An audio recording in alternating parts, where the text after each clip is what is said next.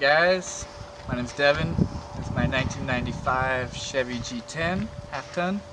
Originally stock, converted into a weekend camper van. Got 80,000 miles on it. Original. Got a 4.3 V6. All pretty stock. Didn't really have to do anything when I bought it. Just threw a new radiator in it. Some new plugs and wires and called it good. Bought it for $1,500, which is a steal, I think. Especially because it's got the barn doors. Got the nice rocket box up top for storage. And the Thule racks. Pretty much for all my soft goods and stuff like that. Sleeping bags, backpacks. The big stuff, you know, keep them out of the interior. Make it nice and clean, lots of room. Got a bike rack on the other side of the rack there. Just picked up a back ladder, like a van ladder. I'm going to mount on the other side to be able to access the bike rack because it's pretty tall and I'm pretty short, so it's hard to get a bike up there. Got the PVC pipe there for any fishing poles and a couple hooks. You can throw up a tarp, awning out a tarp if it's gnarly out and raining and all that. So the interior I did all myself. It was originally just stock metal, which is great because that's kind of the plan I wanted. See, I insulated all the walls, the floors, and the doors before putting up the 1/4 inch side panels here. Side panels, all the panels have this nice warm felt on them, which is actually really simple and turned out really well. I just cut the panels to fit before and just spray adhesive the felt on and screwed them in, and it worked out pretty well. Pretty easy. I think it took an afternoon or so. I chose a nice low profile carpet with the mindset of just keeping it clean. It's an indoor-outdoor carpet, so it'll be really easy to clean up any muddy boots or anything like that. And it's directly onto the wood down below, so any liquids that get spilt or anything like that isn't going to soak into any soft goods and mold or anything like that. So it's built with that in mind, keeping it clean and basically just having it be a dirty spot.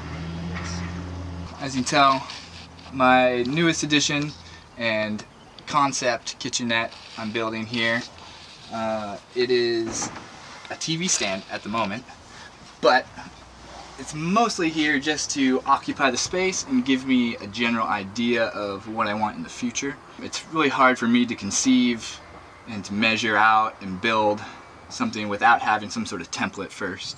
So I threw this in here just to give me an idea of where I want everything to be and how things are going to function. So I'll kind of show you this right now. Basically it's just stock storage underneath, nothing too special. The countertop up here which swivels out. We got a marine seat bracket, swivel bracket under there. So this kind of poses as a table and a cooking space, whatever you want to do. Sink, pretty straightforward. When I do rebuild, I'll install some sort of faucet in the corner there, either a hand pump, non-mechanical one, or a non-electric one, or do an electric pump and just really ball out. This guy also swivels all the way around.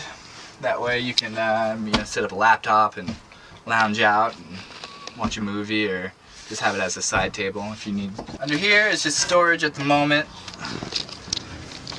So we got some silverware, coffee maker, inverter, just some daily.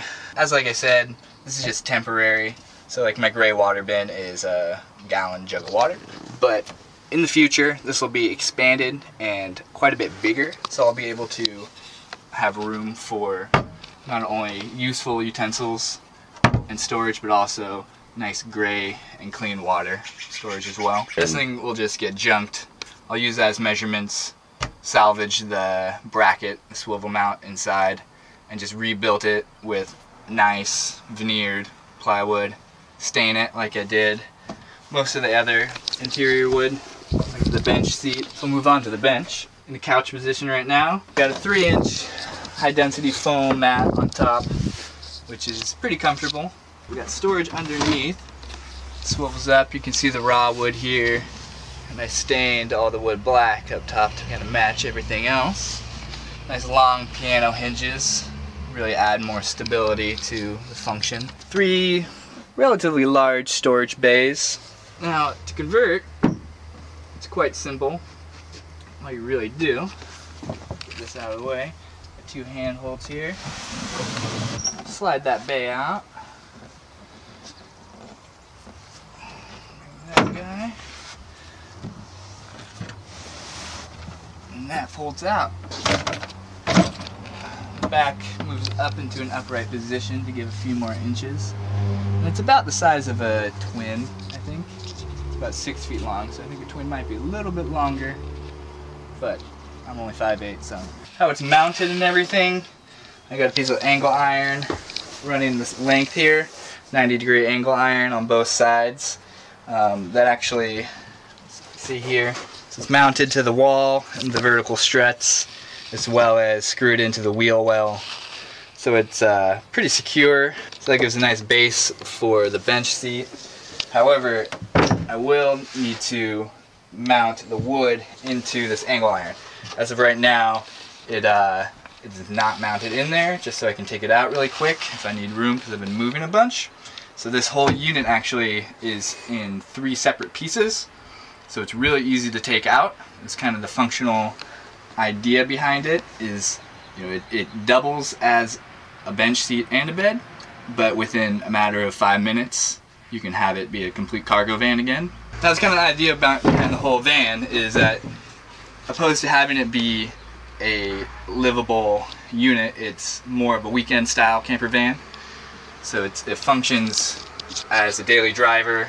You can get a group of people in here, go to the beach, what have you, as well as stay the night or the weekend in a parking lot or at the campsite. So this is kind of the cargo area. Nice and roomy for large totes or coolers or anything like that. When you hit the beach, you want to saute up some steaks or what have you.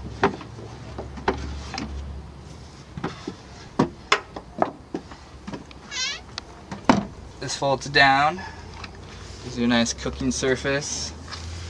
We got storage on either side. That's open. Store all your junk and wilderness books, plants, and all the shelving bottoms come out. So including this one here, so you can access this bay down below where I keep my spare my tools and my car jack and all that kind of stuff, jumper cables. Or if you had something long, I guess you could take out both and so you really have access to this whole length as long as you can stick it up in there. So it's on both sides. There's a clean shot of it without anything in here. Pretty basic. Got the speakers inset, little 4x6s there. So in the future, depends on what direction I go. I like that it's a weekend style camper van. It allows me to be very versatile. However, I do have aspirations to full-time it, either while I'm in school or out of school. So if I do full-time it, there'll have to be some more modifications done to make that more feasible.